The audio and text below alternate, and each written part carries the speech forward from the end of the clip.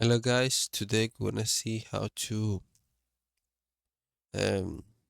how to check our Amazon user ID and password.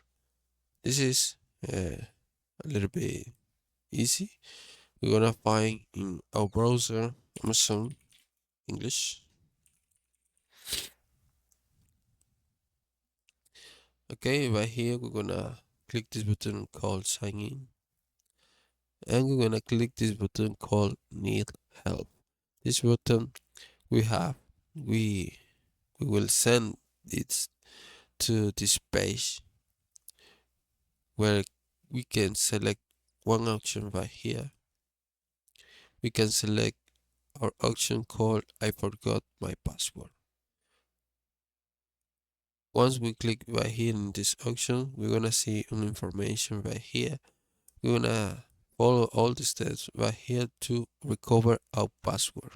We're gonna click that right here, and here, as you can see, you don't need user ID. You need your phone number or your email to recover your password. Okay, and this is it.